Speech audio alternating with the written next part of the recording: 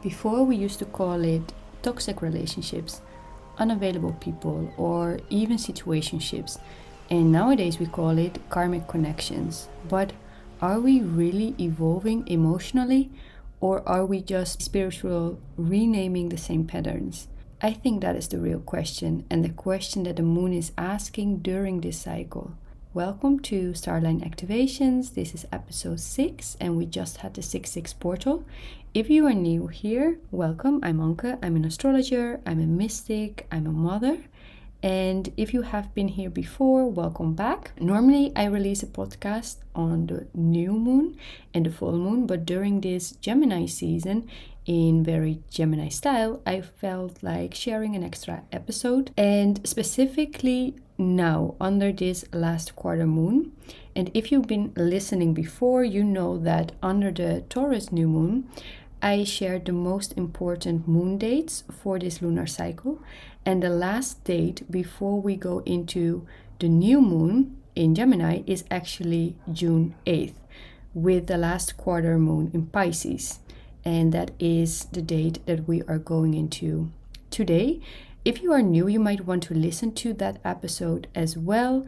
I will link it below. And the last quarter moon is a time of release. It is the time in your life that things start to show up that you just don't want to bring into the next cycle. You can feel a little bit restless at this moment without knowing really why, and you realize that a chapter is about to complete, but you're not quite there yet. And that is really common for this phase of the moon. It is the last phase before you start to put your new seeds under the new moon in Gemini. And that type of sky is not really comfortable.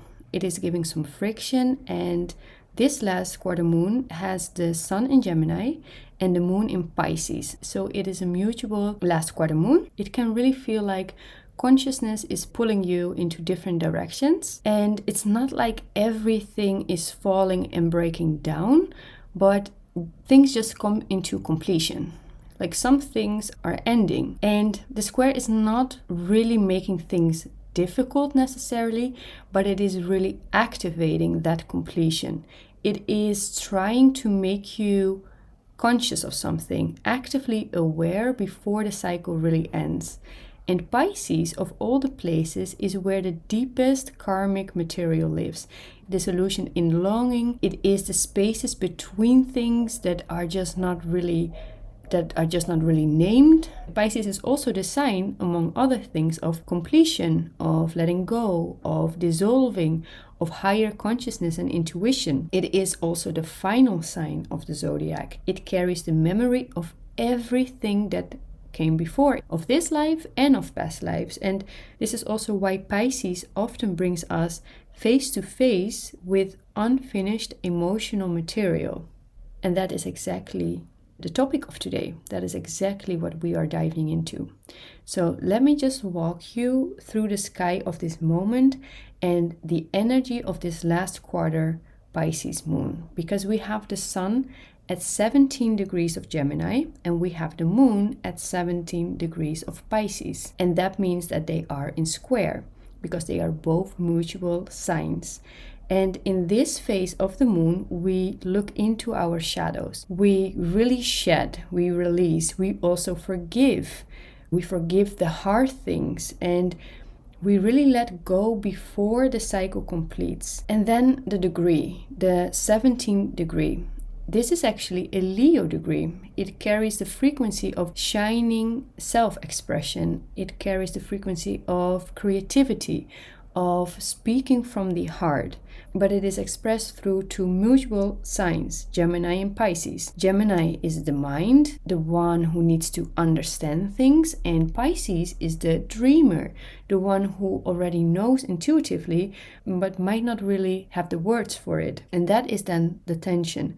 The last quarter moon energy is that moment in the lunar cycle where you are being asked, what needs to be fully integrated before I can release? And what makes this particular moon so specific is where the moon is sitting. So it is sitting at 17 degrees, which is a Leo degree, but it also is falling into the second decan of Pisces. And the second decan of Pisces is actually ruled by the sign of Cancer. So this is very emotionally deep. It is very sensitive. It has the mother frequency to Pisces. It is that middle part of Pisces before the fish swims in any of the other directions. It is really the middle. It is where it is being held. It is this part where you can almost see through the veil, where we really feel everything. It's very connected to the emotional body. And the exact spot where karmic emotional memory is living. And our moon is right there and it is feeling it all. And speaking of Cancer, there is, through the sign of Cancer and what is happening in the sky in Cancer, there is also this really beautiful opportunity of expansive love, because Jupiter is sitting at 24 degrees of Cancer and Venus at 3 degrees of Cancer, and they are both trining this last quarter moon. So this is really giving a completely different energy than tension. Venus and Jupiter together so close in the sign of the mother really has luck and expansion and love written all over it. And this is not just on the 8th. We can continue feeling this the 9th when the conjunction is exact, and the 10th when Venus starts to pass Jupiter. But we really want to work with this energy. Think of Cancer as the mother frequency that nurtures, that births, that grows.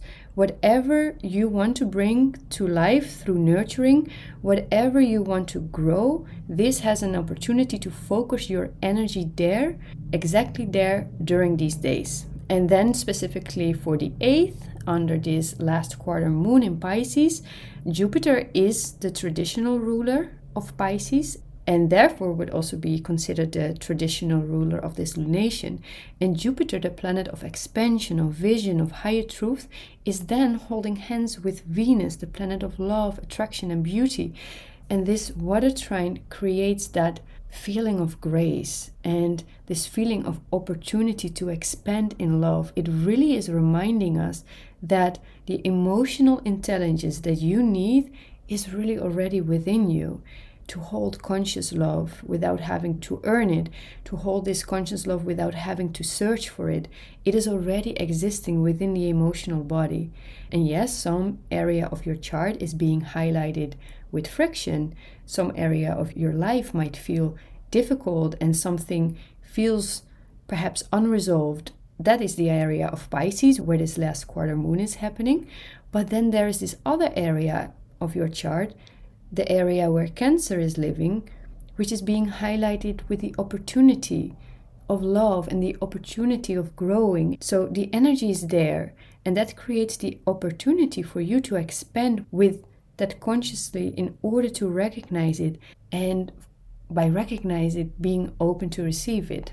And I don't want to forget the layer of the modern ruler of this lunation, which is Neptune, because Neptune is sitting at 4 degrees of Aries, and it is actually creating tension with Mercury, our mental body, in Cancer. And this is very short, but it does create real felt fog of clarity that is showing up as feelings. You can feel it so very clear, but it cannot fully be expressed, or it cannot fully be, it's not very actionable, because Neptune puts a little fog layer over that clarity. So it is very intuitive, very psychic even, just difficult to take action upon or to articulate, which can then feel very frustrating, especially during this Gemini season. But I believe that the part that explains to me what this is actually doing is not to create confusion or to take you off your path. No.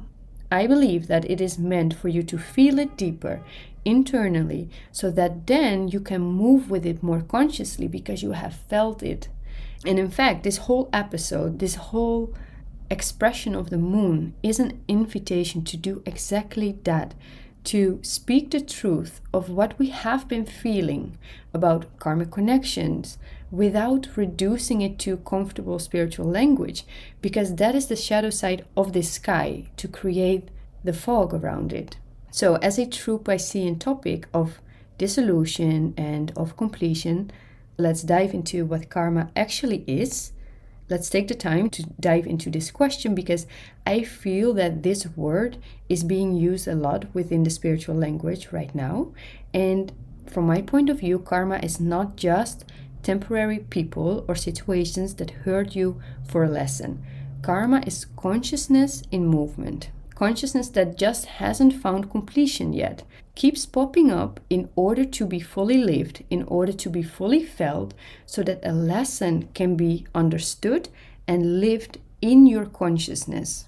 And here's the thing, as humans, we are relational beings. We evolve through love and through relational consciousness. Because think about it, a baby gets born and is completely connected to his or her mother. We are completely intertwined with our mother. A baby's nervous system gets regulated through the nervous system of the mother. The heartbeat of the mother is the first sound of love for a baby, and how the baby is experiencing love.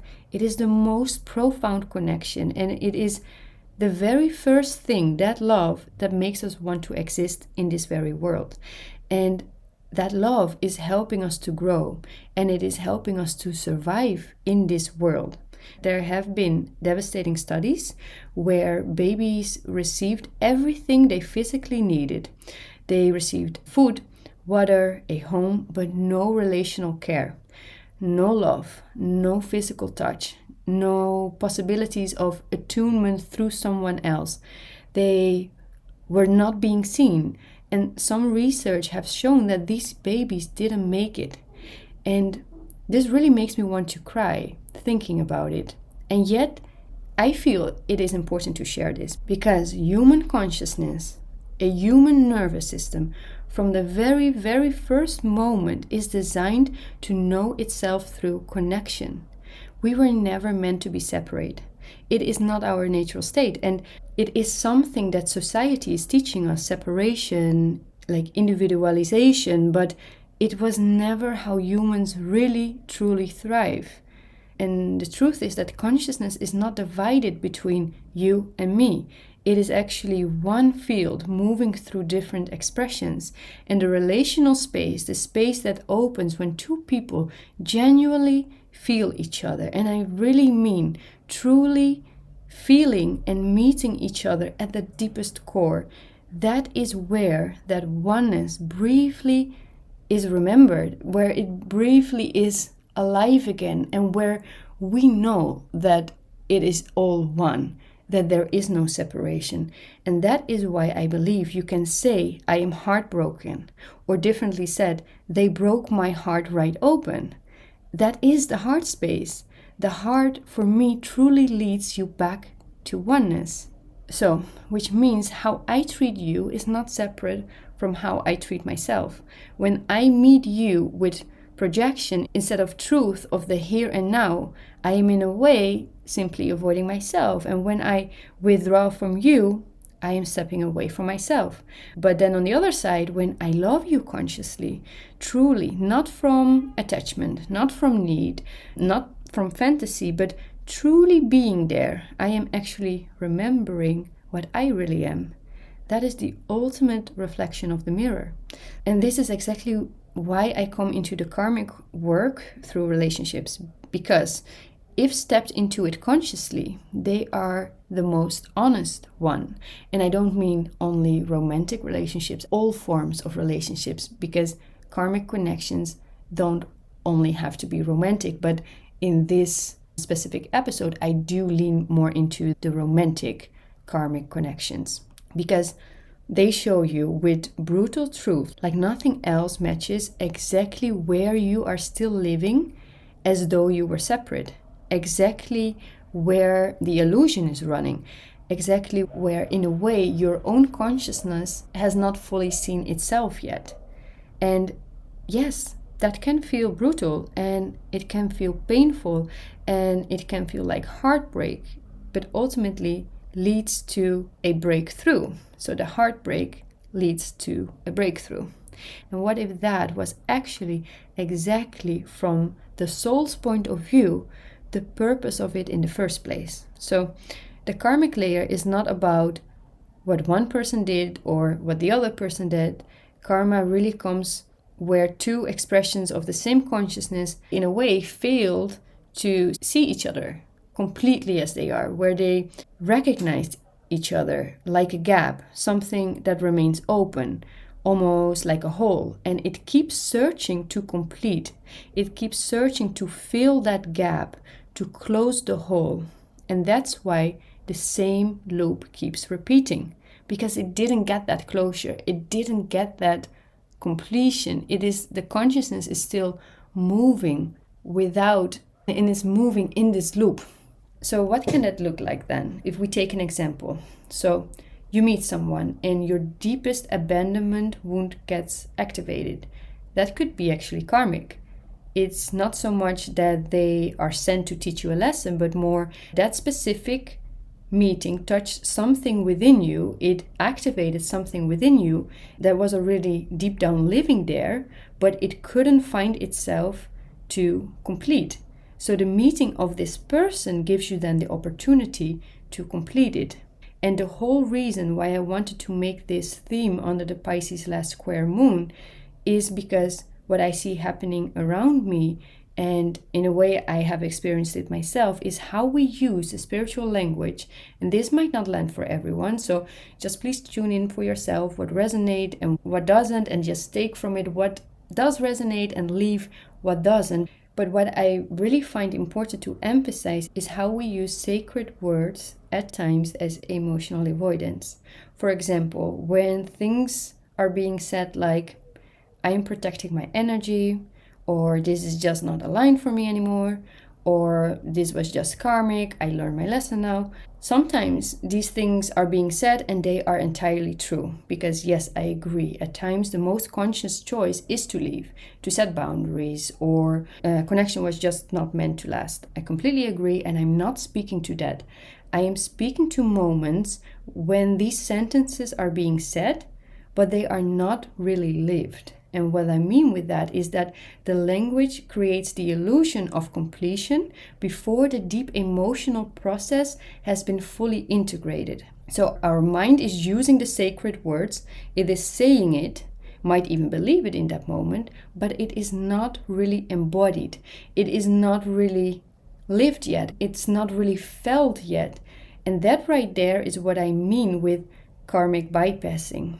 It's like a conclusion that just comes a little bit too fast, a conclusion that helps us justify things. And the thing is, recognizing karma is not the same as resolving karma. How I see it, that is step one, awareness. But just because we can name it, just because we know the pattern, doesn't mean that we have transformed the pattern. Another example, two people meet. There is this immediate, deep, close connection.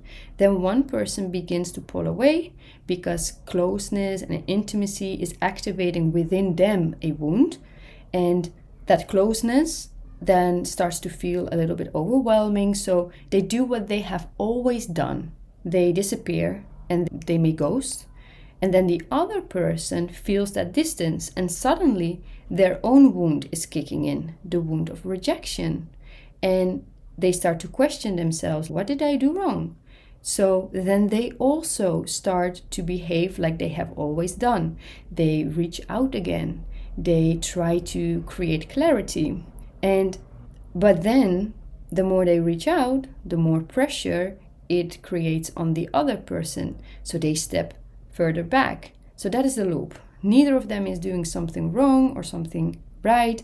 They are just living the wound, which is creating the loop.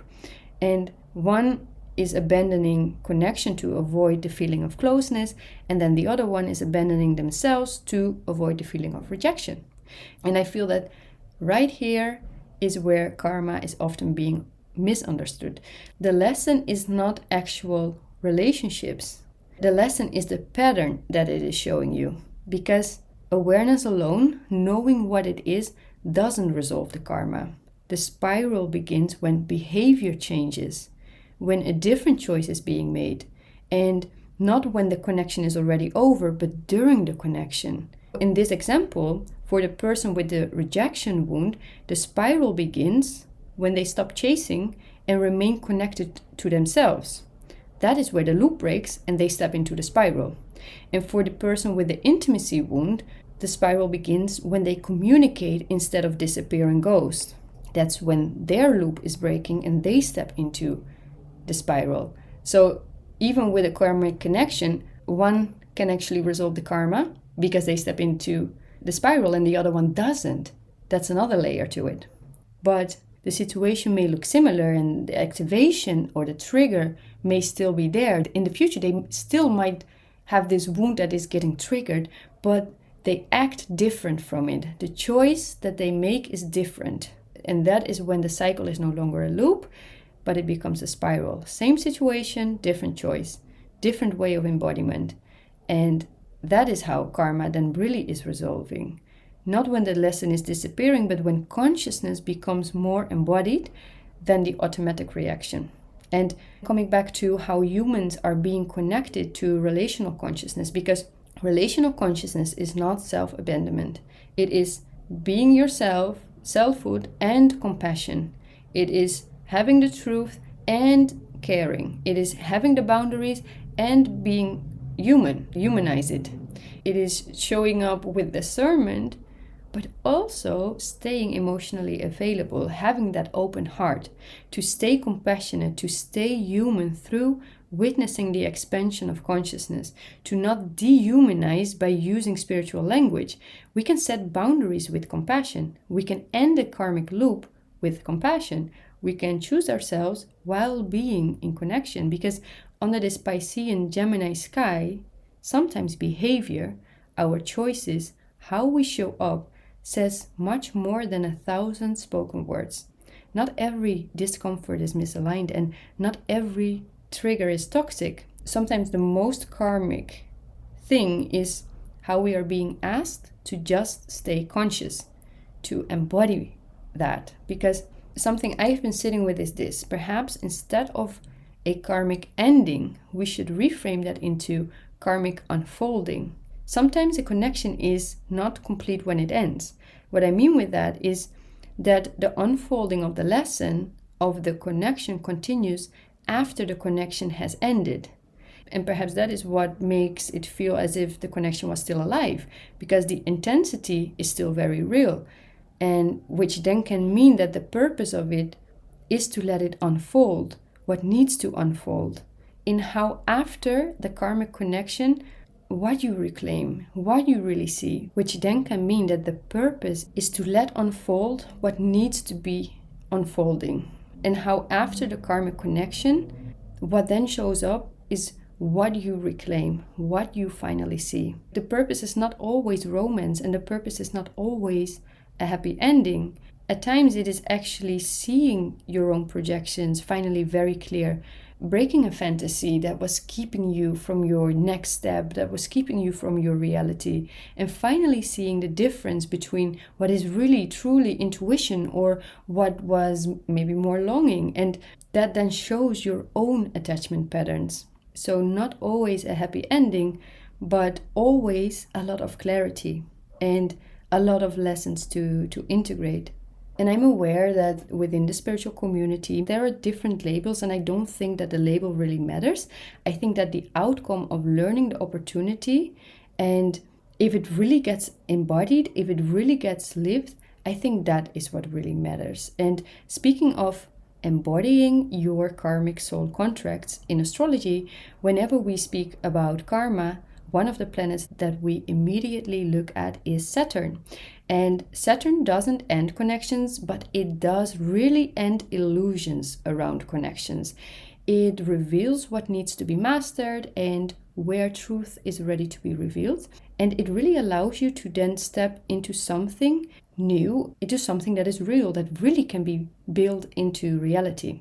So why I'm mentioning this is because this Friday, June 12th, I am giving a free workshop into the Saturn cycles and how that reflects your karmic imprints, your soul lessons, contracts. And if this episode spoke to you, come Friday, We do go further into this topic and how it shows up specifically in your own chart. And at the end of the workshop, I will share a gift that I am only sharing live. I will share the sign up list below. I will also add a soul contract calculator to already explore your soul contracts based on your Saturn sign and your nodes and your moon phase. And then coming to the invitation of this Pisces last quarter moon. It is not detachment from love, but completion through conscious love, release through conscious love. And the moon asks you to reflect, what did I become more conscious of? Not just intellectually, but in the body, in my choices, in my patterns. What during this cycle have I become more conscious of? And with that said, I ask you to bring all of this information back to inner standing, back to the body.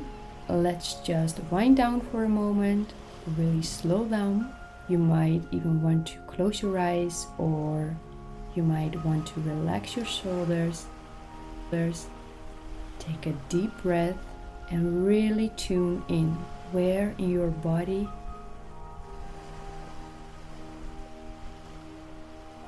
did this land for you. How did all of this make you feel? Just really let it flow through your body like light particles filling you up, surrounding you. This is the part of this moon cycle.